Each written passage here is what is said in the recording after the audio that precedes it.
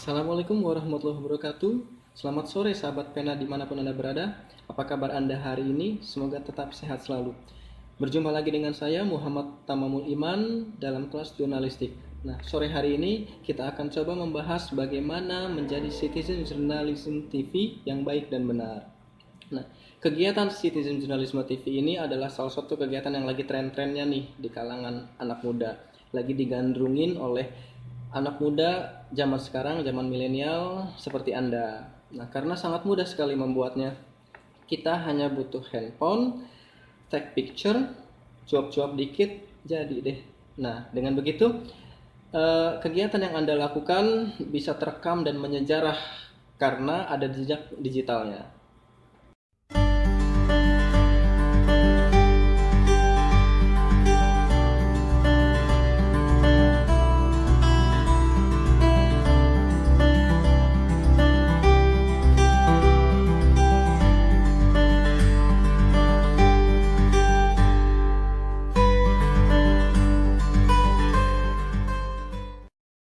So, how to be a good citizen journalist TV? Bagaimana sih caranya menjadi citizen journalism TV yang baik? Berikut saya kasih cara-caranya ya. Yang pertama adalah baca, rajin membaca. Baca, baca, dan baca. Seorang CJTV wajib hukumnya baca buku, nah supaya wawasannya lebih luas dan tentu saja up to date dalam komunikasinya, bisa mengkomunikasikan apapun yang terjadi di sekitarnya dan kemudian melaporkannya dalam bahasa-bahasa yang enak didengar. Ya, kalau misalkan nggak suka baca buku, minimal luangkan aja waktu 10 menit setiap bangun tidur atau kapanpun itu, sore hari misalkan, untuk membaca berita atau artikel-artikel di gawai yang Anda pegang. Nah, yang kedua, selalu mempelajari hal-hal yang baru. Nah, tingkatkan curiosity Anda, keingintahuan Anda. Tentu saja CJTV ini harus giat belajar supaya ilmunya semakin bertambah. Nah, karena CJTV sifatnya tidak bisa diprediksi. Misalnya, ketika kamu sedang traveling, jalan-jalan di satu tempat wisata atau destinasi wisata pantai gitu misalnya, Anda bisa melaporkan keadaan geografis di sana. Nah, kalau misalkan kurang pengetahuan kan susah. Atau misalkan sedang jalan-jalan di air terjun yang indah, ini air terjun di mana, lokasinya seperti apa dan lain-lain. Kalau misalkan kita punya pengetahuan tentang geografi misalnya, itu akan sangat mudah membahasakannya. Trik yang ketiga, tingkatkan kemampuan berkomunikasi Anda. Nah, walaupun misalnya kita bukan seorang anak kuliahan dari jurusan ilmu komunikasi itu misalnya ya.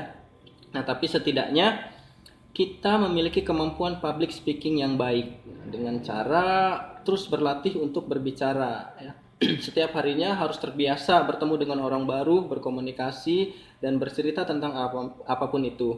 Nah, karena apa yang kita temukan di lapangan itu akan sangat berbeda ya. Orangnya pun yang kita temui juga berbeda-beda. Misalnya ketika kita bertemu dengan presiden, tentu saja bahasanya akan sangat jauh berbeda dengan ketika kita bertemu dengan orang-orang yang ada di pasar misalnya ya. Nah, yang selanjutnya tentu saja adalah percaya diri. Nah, kalau nggak percaya diri, gimana Anda bisa cuap-cuap di depan kamera? Nah, inilah hal utama yang harus dilakukan CJTV, percaya diri. CJTV dituntut untuk berani tampil di depan orang dan yakin atas informasi yang telah didapatkan menarik untuk segera disampaikan kepada publik. Jadi tetap supaya dapat berbicara dengan lancar, berkomunikasi dengan baik, berbahasa dengan santun dan enak didengar, ya kunci yang pertama adalah percaya diri. Ya. Selanjutnya perlu diingat, bahasa CJTV sengaja dirancang secara teknis untuk bisa memadukan gambar, video, kata-kata, dan suara atau audio sekaligus pada saat bersamaan dan simultan. Nah, di sini saya akan paparkan prinsip-prinsip membuat produk video citizen journalism TV. Di sini sedikit sih, cuma ada 15 prinsip ya. Yang pertama, mengedepankan penyampaian berita dengan gaya ringan dan bahasa sederhana. Ya, gunakanlah bahasa-bahasa yang lugas dan mudah dimengerti oleh masyarakat. Jadi nggak perlu sok-sokan berbahasa tinggi, yang penting bahasanya mudah dipahami, itu akan lebih baik. Yang kedua, menggunakan prinsip ekonomi kata. Nah, nggak perlu banyak-banyak omong, makanya perlu dibuat draft-draftnya. Kita kira-kira kita akan membuat atau berkata-kata apa saja di situ, supaya tidak berlama-lama atau tidak bertele-tele. Yang ketiga, menggunakan ungkapan yang lebih pendek. Nah, ini ya pentingnya, supaya yang tadi itu tidak bertele-tele juga. Yang keempat, menggunakan kata-kata sederhana. Kata-kata sederhana akan mudah diterima oleh masyarakat, oleh orang-orang yang menyaksikan video atau produk video yang kita buat. Yang kelima, menggunakan kata-kata sesuai konteks. Jadi ini hati-hati, jangan terlalu kita memilih-milih kata yang menurut kita hebat, tapi ternyata itu di luar konteks pembicaraan. Nah, selanjutnya yang keenam, hindarilah ungkapan-ungkapan yang bombastis. Ini sebenarnya berhubungan dengan yang tadi, gunakanlah bahasa-bahasa yang sederhana. Boleh sih kita membuat kalimat-kalimat yang berona gitu atau supaya lebih menarik, tapi ya jangan terlalu lebay ya. Yang ketujuh, menghindari istilah teknis dan tidak dikenal. Jangan sampai apa-apa yang Anda ucapkan itu hanya Anda saja yang mengerti. Jadi pilih-pilih kata-kata lagi yang sekiranya publik atau masyarakat itu paham. Yang kedelapan, menghindari bahasa atau ungkapan-ungkapan klise. Ungkapan klise ini adalah ungkapan yang tidak sebenarnya ya. Dibalik hal-hal yang sebenarnya. Langsung to the point aja, ungkapkan apa adanya di situ. Yang sembilan, menggunakan kalimat tutur. Menggunakan kalimat tutur ini maksudnya adalah gunakanlah bahasa sehari-hari. Tujuannya sama seperti yang tadi, supaya bisa lebih mudah dimengerti oleh masyarakat. Karena itu penggunaan kalimat tutur atau bahasa sehari-hari itu sangat penting. Kesepuluh, pewarta warga atau citizen journalism ini harus selalu objektif. Bahasakanlah atau ceritakanlah apa-apa yang Anda lihat, yang Anda dengar di situ sesuai dengan objeknya, apa adanya ya. Ini adalah salah satu sifat jurnalistik juga, menyampaikan apa adanya. Yang ke-11, jangan mengulangi informasi. Nah, di sini juga pentingnya kita membuat skenario atau draft apa yang harus kita ceritakan ya.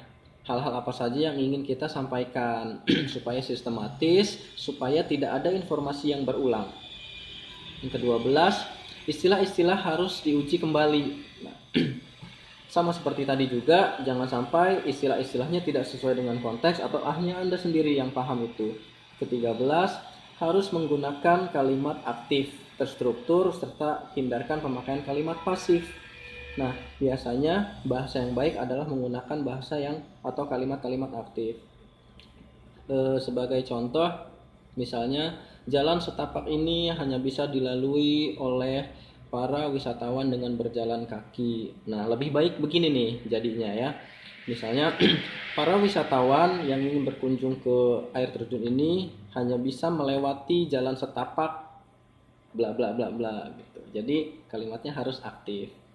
Yang ke-14, jangan terlalu banyak angka. Nah, ini harus diminimalisasi lagi kalau misalkan ada angka-angka. Kalau yang terakhir, kalau misalnya menceritakan tentang suatu kejadian fenomena bencana alam, banjir, tsunami, kebakaran dan lain-lain, berhati-hatilah mencantumkan data korban.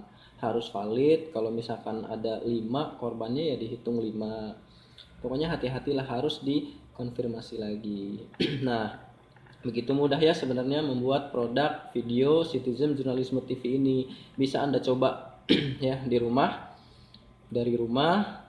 Hal-hal sederhana saja untuk latihan ya, untuk sekedar latihan, misalnya menceritakan di lingkungan RT-nya sedang ada kerja bakti atau apapun itu, silahkan dicoba.